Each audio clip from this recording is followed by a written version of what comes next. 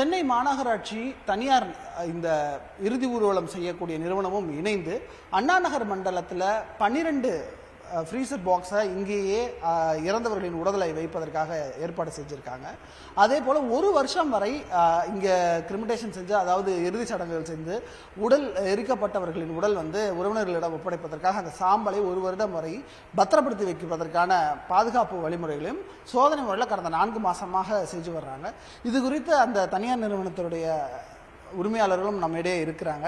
என்ன செஞ்சுட்டு இருக்கிறீங்க? ஏன்னா இது ஒரு ஃபர்ஸ்ட் டைம் இன் இந்தியா அப்படின்னு சொல்லியிருக்கிறீங்க. என்னென்ன ஃபெசிலிட்டிஸ் இருக்கு? சரி, இது நம்ம இந்த ஃபீல்டில் ஒரு 46 இயர்ஸாக இருக்கும்.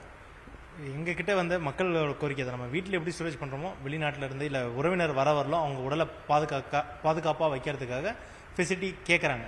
கவர்மெண்ட்டில் ஆல்ரெடி எல்லா ஹாஸ்பிட்டல்லையும் இருக்கிற மார்ச்சரி தான்.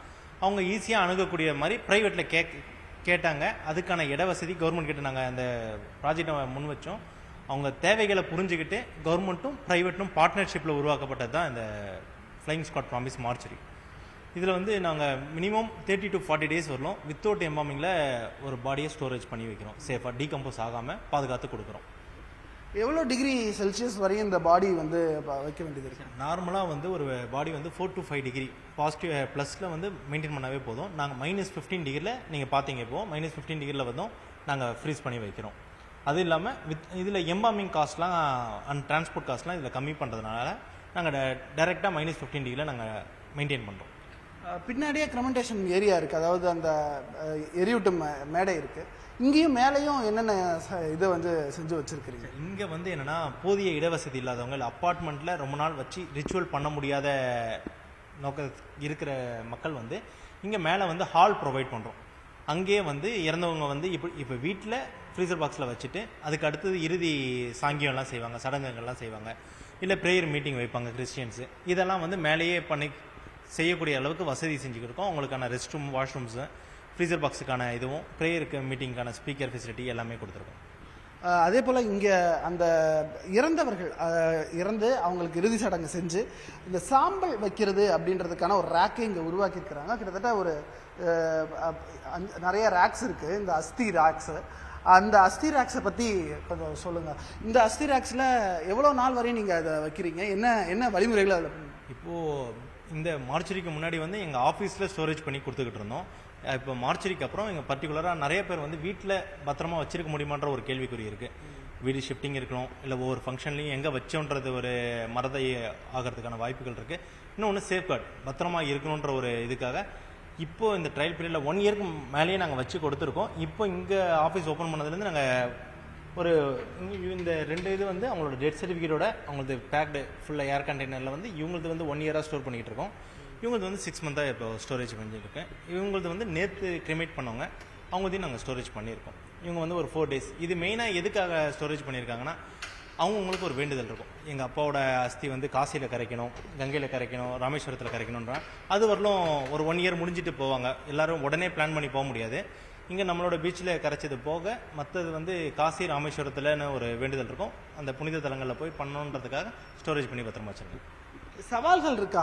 ஏன்னா இது ஒரு 12 பாடியை 60 நாள் கூட வச்சு பாதுகாக்கிறது, அஸ்தியை இத்தனை 1 வருஷம் வரையும் பாதுகாக்கிறதுல சவால் இருக்கா? என்ன ஃபேஸ் பண்ணுறீங்க? இல்லை சார், நம்ம இதில் கொஞ்சம் சர்வீஸ் நம்மளுக்கு இதில் ப்ளஸ் அண்ட் மைனஸ் நம்மளுக்கு தெரியும். இதில் என்னென்ன தவறுகள் நடக்க வாய்ப்புகள் இருக்குது அதுன்ற அடிப்படையிலேருந்து நாங்கள் பார்த்துக்கிட்டு இருக்கிறதுனால, இந்த ஃப்ரீசர் பாக்ஸை நம்ம ஆரம்பித்த காலத்திலேருந்து நம்ம பார்க்குறதுனால இதை எப்படி ஸ்டோரேஜ் பண்ணணும், இதுக்கு மெயினாக நம்ம ப்ராப்பரான கரண்ட் சப்ளை அது கம்பல்சரி கொடுக்கணும். அதுக்கான இண்டஸ்ட்ரியல் ஏரியாவில் எப்படி நம்ம ஒரு எலக்ட்ரிக்கல் மெயின்டைன் பண்ணணுமோ அந்த இது நம்ம இங்கே ஃபெசிலிட்டி கொடுத்துருக்கோம்.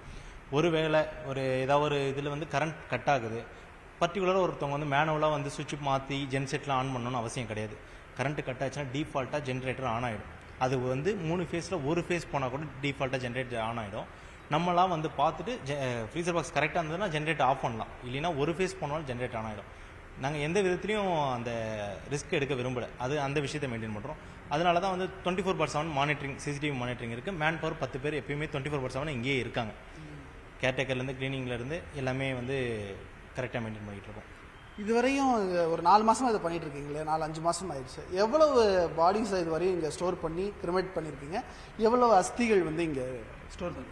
இப்போ வந்து இங்கே பாடி ஸ்டோரேஜ்னு வந்து February 5 வந்து மினிஸ்டர் மூலிமா திறந்து வைக்கப்பட்டது. அதுக்கப்புறம் வந்து இங்கே February 5லேருந்து டில் டேட் வந்து 105 வந்து நாங்கள் ஸ்டோரேஜ் பண்ணியிருக்கோம். அஸ்தி வந்து பாஸ்ட்லேருந்து இங்கே ஸ்டோரேஜ் பண்ணுறாங்க பண்ணல, ரிச்சுவல்ஸ் நம்மக்கிட்ட வீட்டில் எடுத்திருப்பாங்க. அதே மாதிரி ஸ்டோரேஜ் வந்து ஒரு 150க்கு மேலே நம்மக்கிட்ட பண்ணியிருக்காங்க. ஆக்சுவலி எங்கள் அம்மம்மா தான் அவங்க வந்து அப்போலோ ஹாஸ்பிட்டலில் வந்து இறந்துட்டாங்க. ஸோ நாங்களாம் வரத்துக்கு 2-3 நாள் ஆயிருந்தது. ஸோ திடீர்னு தான் இங்கே வந்து இது பண்ணாங்க. ஸோ 2 நாள் நல்லபடியாக அம்மம்மா வந்து இந்த இதில் வச்சுருந்தாங்க, ஐஸ் இதில் வச்சுருந்தாங்க.